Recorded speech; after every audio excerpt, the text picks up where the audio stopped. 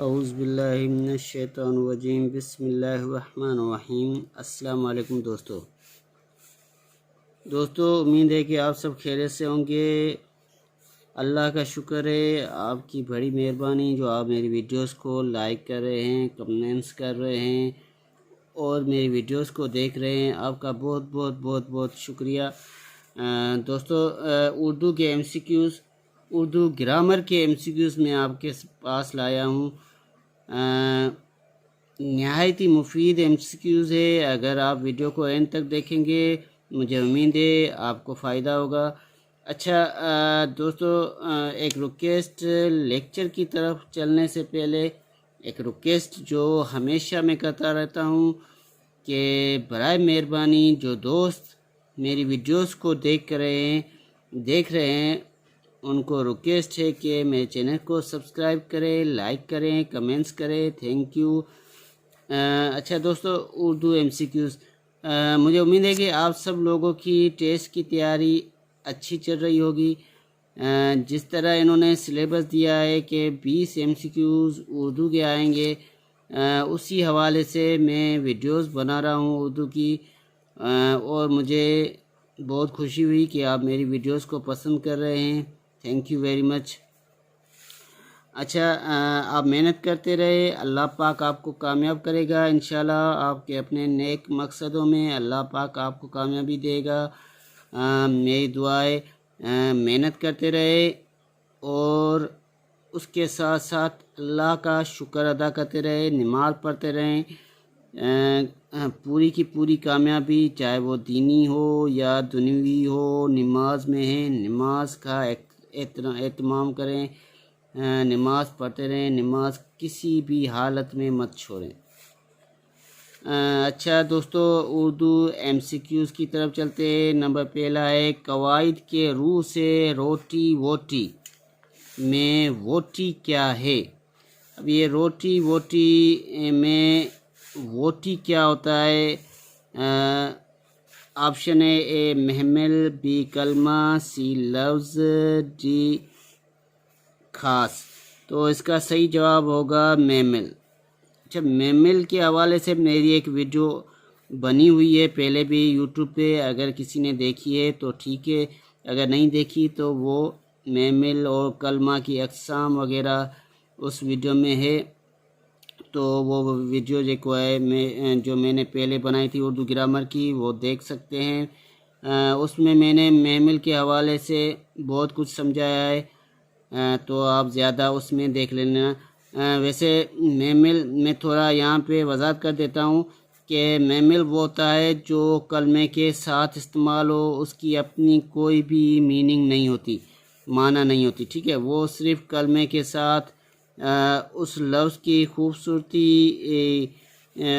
उस लफ्ज़ को खूबसूरती देने के लिए हम मेमल का इस्तेमाल करता है। जैसे रोटी वोटी, पानी वानी, ठीक है, चीनी बीनी, ऐसे अल्फाज जिसकी कोई भी माना ना हो उसे हम मेमल कहते हैं। ये थोड़ा सा मैंने समझाया, बाकी मेरी वीडियो पड़ी हुई है यूट्यूब पे मेमल के हवाले से, तो आप वहाँ पर सर्च कर लेना। उसमें मैंने बहुत खुल के समझाया है। मुझे उम्मीद है कि उस वीडियो में आपको मेमल के बारे में बहुत कुछ मालूमात मिलेगी। अच्छा दोस्तों, आगे चलते हैं। लफ्ज़ तन, दूसरा है MCQ, लफ्ज़ तन का मुतरादिफ क्या है। अब मुतरादिफ का मतलब होता है सेम मीनिंग, जैसे सिनोनिम होता है इंग्लिश में। तो तन का मुतरादिफ क्या है? ए आसान, बी तमाम, सी मन, डी जिस्म। तो तन की मीनिंग होगी डी जिस्म, ये इसका सही जवाब होगा। उसके बाद नंबर 3 है, ज़मीन का गज़ का क्या मतलब है। ये एक मुहावरा है, ज़मीन का गज़। ज़मीन का गज़ एक मुहावरा है जिसे इंग्लिश में हम ईडियम कहते हैं, ठीक है। तो इसका मतलब क्या होता है? ए तवील सफ़र करने वाला, बी घर में रहने वाला, सी घूमने फिरने वाला, डी कोई नहीं। तो इसका सही जवाब होगा ए तवील सफ़र करने वाला। ज़मीन का गज़ का मतलब क्या हुआ? तवील सफ़र करने वाला। क्लियर? अच्छा, आगे चलते हैं। अच्छा, नंबर 4 है, इस्तजाबिया जुमले की निशानदेही करें। इस्तजाबिया जुमले की निशानदेही करें। तो ऑप्शन है ए वो कल लाहौर जाएगा, बी वाह क्या खूबसूरत मौसम है, सी उसकी बिल्ली गुम हो गई, डी कोई नहीं। तो इसका सही जवाब होगा बी वाह क्या खूबसूरत मौसम है, वाह क्या खूबसूरत मौसम है। अच्छा, इसकी हम थोड़ी सी वजाहत मैंने लिखी है यहाँ पे, वो भी समझाता चलूँ आपको। इस्तजाबिया का मतलब ही ये वो जुमला। अब ये इस्तजाबिया तेजुब लफ्ज़ से लिया गया है। किस लफ्ज़ से? तेजुब। तेजुब मीन्स हैरत करने वाला जुमला, जिसमें किसी बात पर हैरत हो, तेजुब हो, उस जुमले को हम इस्तजाबिया जुमला कहेंगे। जैसे यहाँ पे ऑप्शन है, अगर ऐसा कोई जुमला आ गया इस्तजाबिया जुमले की निशानदेही करे तो उसमें वाह क्या खूबसूरत मौसम है, ऐसे जैसे हैरत वाले कोई जुमले हो तो उसको हम इस्तजाबिया जुमला कहेंगे। इसकी वजाहत मैंने छोटी सी लिखी है यहाँ पे। जैसे इंग्लिश में एक्सक्लेमेटरी सेंटेंस होते हैं ना, वैसे उर्दू में इस्तजाबिया जुमले होते हैं। ठीक है, यानी एक्सक्लेमेटरी सेंटेंस को हम उर्दू में इस्तजाबिया जुमले कहते हैं। अच्छा, ये जुमले किसी चीज़ के बारे में हैरत, अच्छा ये जुमले किसी चीज़ के बारे में हैरत, तेजुब या किसी और जज्बा और एहसास जैसे गम, खुशी वगैरह को ज़ाहिर करने के लिए इस्तेमाल होते हैं।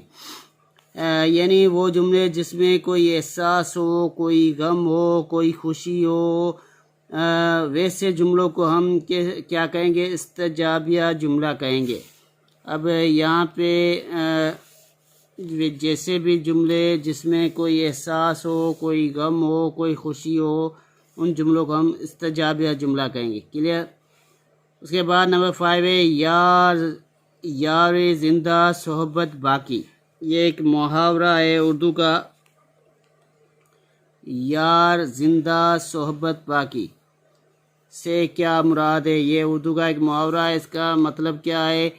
ए ज़िंदगी फ़ानी है, बी ज़िंदा रहे तो मिलते रहेंगे, सी सब ज़िंदा को माना है, डी कोई नहीं। तो इसका सही जवाब होगा बी ज़िंदा रहे तो मिलते रहेंगे। क्लियर? उसके बाद नंबर 6 है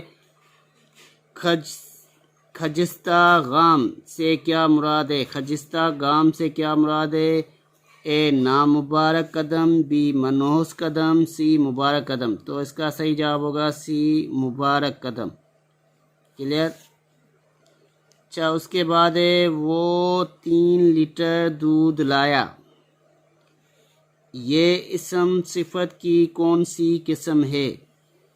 वो 3 लीटर दूध लाया, ये इसम सिफत की कौन सी किस्म है? ये एक जुमला लिखा हुआ है और ऑप्शन है सिफत मिक़दारी, सिफत अददी, सिफत ज़ाती, सिफत निस्बती। तो इसका सही जवाब होगा सिफत मिक़दारी। अब सिफत मिक़दारी किसे कहते हैं? जैसे ये 3 लीटर दूध लाया, यानी किसी चीज़ का मिक़दार मालूम हो, तो यहाँ पे मिक़दार मालूम हो रहा है 3 लीटर दूध, उसको हम सिफत मिक़दारी कहेंगे। सिफत अददी यानी किसी भी कोई भी अदद हो, जैसे वो इम्तिहान में पहली पोजीशन लेकर आया, वो इम्तिहान में पहली पोजीशन लाया।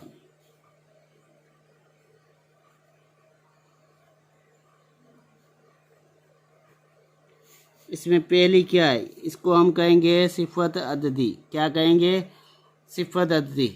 तो ऐसे सिफत जिसमें कोई मिक़दार शामिल हो तो उसको हम सिफत मिक़दारी कहेंगे, और सिफत अददी उसको कहेंगे जिसमें जैसे कि पहली पोजीशन, दूसरी पोजीशन, दूसरा नंबर, तीसरा नंबर, मैं चौथी जमात में पढ़ता हूँ, ऐसे जुमले को हम सिफत अददी कहेंगे।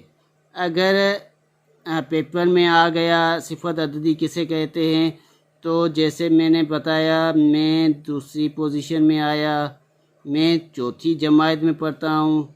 इधर यहाँ पे जो चौथी हुई तो उसको हम सिफत अददी कहेंगे।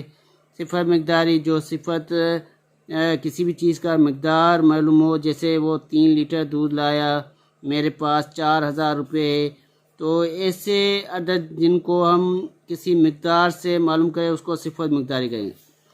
अच्छा, सिफत ज़ाती जो होता है वो सिफत होता है जिसको हम सिर्फ महसूस कर सकते हैं, जैसे कि ऐसे सिफत जिनको हम सिर्फ महसूस करें, टच न कर सके, ऐसे सिफत को हम सिफत ज़ाती कहेंगे। जैसे ये एक होशियार लड़का है, ठीक है, अली की बहादुरी पूरे शहर में मशहूर है, तो ऐसे सिफत को हम सिफत ज़ाती कहेंगे। ठीक है, क्लियर। आगे चलते हैं, इसकी थोड़ी वजाहत भी है, मैं बयान करता हूँ। अब मैंने सिफत मकदारी मैंने आपको ऐसे ही समझा दी। अब यहाँ पे लिखा हुआ है सिफत मकदारी वो सिफत होती है जिसमें किसी इसम की मकदार को ज़ाहिर किया जाए। मसलन अनवर ने 1 किलो आम खरीदे। नीलम की तबीयत कुछ ख़राब है, थोड़ा इंतज़ार करो। इसमें किलो, 1 किलो, कुछ, थोड़ा, ये सब सिफत मकदारी हैं। इनको हम सब को सिफत मकदारी कहेंगे। क्या कहेंगे? सिफत मकदारी। ऐसे जुमले जिसमें मकदार मालूम हो, थोड़ा, कुछ या 1 किलो, इन जुमलों को हम सिफत मकदारी कहेंगे। क्लियर? मुझे उम्मीद है सिफत मकदारी आपको अच्छी तरीके से समझ में आ गया होगा। अगर फिर भी कोई आपको कोई क्वेश्चन हो, कोई भी सवाल हो इसमें से, तो आप मुझसे कमेंट में बात कर सकते हैं। आगे चलते हैं। मुताबिकत। लफ्ज़ मुताबिकत की लफ्ज़ी माना क्या है? ए साथ देना, बी बराबर होना, सी मुआफ़िक होना, डी मुरक्कब होना। तो इसका सही जवाब होगा मुआफ़िक होना, सी मुआफ़िक होना। उसके बाद है ईंट, दरख्त, पत्थर, दीवार, चट्टान वगैरह अल्फाज कवायद की रूह से क्या है? इसको हम क्या कहेंगे? ए इसम मुशतक, बी इसम मुसद्दर, सी इसम जामिद, डी कोई नहीं। तो इसका सही जवाब होगा सी इसम जामिद। अब इसम मुसद्दर मैंने पहले भी मेरी एक वीडियो बनी हुई है उर्दू ग्रामर की, उसमें मैंने समझाया इसम मुसद्दर, इसम मुशतक के बारे में अभी पढ़ा नहीं। इसम जामिद वो अल्फाज होते हैं जिनकी, जैसे कि ईंट, दरख्त, पत्थर, ये सब इसम जामिद है। ठीक है, इसके बारे में मैं इंशाल्लाह नेक्स्ट वीडियो इसम जामिद के बारे में भी समझाऊंगा। नेक्स्ट वीडियो में पूरे तरीके से आपको समझाऊंगा इसम जामिद। ठीक है, जो भी चीज़ें हो, जो मजबूत चीज़ें हो, सख्त चीज़ें हो, उनको हम क्या कहेंगे? इसम जामिद कहेंगे। Simple, clear. उसके बाद है तलफ़्फ़ुज़ के एतबार से कौन सा लफ्ज़ दुरुस्त है? अब क्या है, इसमें ऐसे भी अल्फाज आएंगे जिनकी थोड़ी DIC मतलब डिक्टेशन वगैरह के हिसाब से, जैसे ये एक सवाल आया है मेरी नज़र में, ये डिक्टेशन का एक सवाल है। तलफ़्फ़ुज़ के एतबार से कौन सा लफ्ज़ दुरुस्त है? चौधरी, चौधरी, चौधरी, कोई नहीं। तो चौधरी को हम उर्दू में ऐसे लिखेंगे, ये चौधरी तलफ़्फ़ुज़ के हिसाब से सही है। इसका सही जवाब ये होगा। तो पेपर में ऐसे क्वेश्चन भी आ सकते हैं कि उर्दू की DIC में से कुछ हो, तो आपको उर्दू की DIC भी आपकी बेहतर होनी चाहिए मेरे हिसाब से, तो आपको इंशाल्लाह पेपर में दिक्कत नहीं होगी कोई भी। क्लियर? आगे चलते हैं। अच्छा, उसके बाद है जुमले की कितनी इक़साम है? अब इनके बारे में एक मैं डिटेल में वीडियो बना रहा हूँ। फ़िलहाल ये MCQs आ गया तो उनका थोड़ा मैंने वज़ाहत किया है, उसके भी वज़ाहत की है। तो जुमले के 2 इक़साम है। इसका सही जवाब होगा ए 2। यहाँ पे दूसरे भी ऑप्शन है 3, 4, 5, लेकिन सही जवाब 2 है। अच्छा, इनकी मैंने एक थोड़ी डिटेल बयान की है, वो भी समझा देता हूँ आपको। जुमले की किस्में दो होती हैं, कौन सी? जुमला खबरिया और जुमला इंशाइया। अब जुमला खबरिया किसे कहते हैं, जुमला इंशाइया किसे कहते हैं? तो वो समझाता चलूँ आपको, थोड़ी है लेकिन फ़ायदेमंद है। जुमला खबरिया ये वो जुमले हैं जिसके कहने वाले को सच्चा या झूठा कहा सके। मतलब वो जुमला जिसमें हमें मालूम ना हो कि अगला बंदा जो हमसे बात कर रहा है वो सच्ची है या झूठी है, मतलब उस पर बिलीव न किया जा सके। कौन सी बात वो कह रहा है वो सच्ची है, जो बात वो कह रहा है सच्ची है या झूठी है। जैसे किसी बंदे ने कहा कि वो जो सामने बंदा खड़ा है वो मुसलमान है। यहाँ पे मैंने एक समूह लिखा है, ये जैसे कोई ये कहे कि वो मुसलमान है मगर ये भी हो सकता है कि वो मुसलमान ना हो। ठीक है, जैसे कोई बंदा सामने खड़ा हो उसके बारे में कोई कहे भाई वो जो बंदा सामने खड़ा है वो मुसलमान है, लेकिन हमें मालूम ना हो जिस जुमले के बारे में, हमें उस बंदे के बारे में मालूमात ना हो, तो हम उस जुमले को सच्चा भी कह सकते, झूठा भी कह सकते, उसको हम जुमला खबरिया भी कह सकते हैं। उर्दू में हम उसको जुमला खबरिया कहेंगे, यानी ऐसा जुमला जो सच्चा हो या झूठा, जिसको सच्चा या झूठा कह सके उसको हम जुमला खबरिया कहेंगे। जैसे कि मैं ऐसे बोल सकता हूँ कि यार ये जो दूध वाला है ना, ये दूध में रोज़ाना पानी डालता है। क्या कहता है? रोज़ाना पानी डालता है। अब मैंने देखा नहीं है उसके दूध वाले को कि ये पानी डालता है कि नहीं, मैंने ऐसे ही बोल दिया।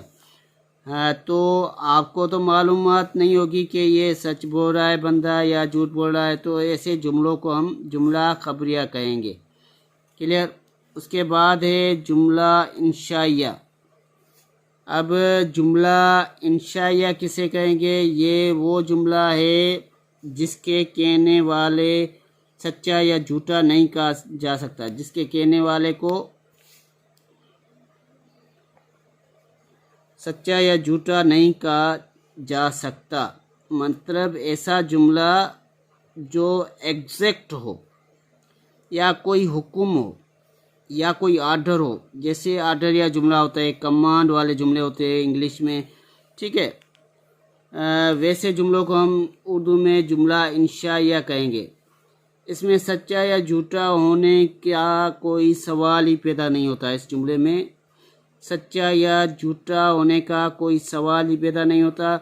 ये सिर्फ हुक्म होगा आपको, और वो काम करना पड़ेगा। जैसे कोई हुक्म दे या पढ़, इकरा, अरबी में क्या होता है? इकरा। इकरा का मतलब क्या होता है? पढ़। ये मैंने हुक्म दिया भाई पढ़। अब ये सच्चा या झूठे का सवाल ही पैदा नहीं होता है। भाई कोई हमें हुक्म दे रहा है पढ़, तो पढ़ना होगा बस, ये हुक्म है। जैसे कोई हुक्म दे भाई ये लिख, या ये खिड़कियां बंद करो, वैसे हुक्म। अब इसमें सच्चाई या झूठाई या कोई शक, कोई डाउट इस जुमले में है नहीं। इस जुमलों को हम हुक्मिया जुमला कहेंगे और जुमला इंशाइया कहेंगे। जैसे किसी जुमले में कोई हुक्म दिया जाए, ठीक है, तो ऐसे जुमले को हम जुमला इंशाइया कहेंगे। जैसे कोई टीचर अपने स्टूडेंट को, एक स्टूडेंट को कहता है बेटा पानी पिला, क्या? पानी पिला। तो ये टीचर ने हुक्म दिया स्टूडेंट को, क्या किया? हुक्म दिया। तो ऐसे जुमले जो ज़िंदगी में ऐसे जुमले इस्तेमाल होते हो हुक्म वाले, तो इसको हम उर्दू में क्या कहेंगे? जुमला इंशाइया कहेंगे। क्लियर? ये हमारी वीडियो इख्तिताम पर पहुंची। मुझे उम्मीद है कि ये वीडियो आपको पसंद आएगी। आप अपने दोस्तों में भी शेयर करना और मुझे अपनी दुआ में याद रखना। अल्लाह आपको अपने नेक मकसदों में कामयाब करे। टेक केयर, अल्लाह हाफिज़, अपना ख्याल रखना। और हाँ, एक छोटी सी रिक्वेस्ट, ज़िंदगी में हो चाहे दुनिया में हो या आखिरत में हो, अगर आपको कामयाब होना है तो नमाज़ पढ़ते रहे, अल्लाह आपको ज़रूर कामयाब करेगा। थैंक यू, टेक केयर, अल्लाह हाफिज़, अपना ख्याल रखिएगा। ओके।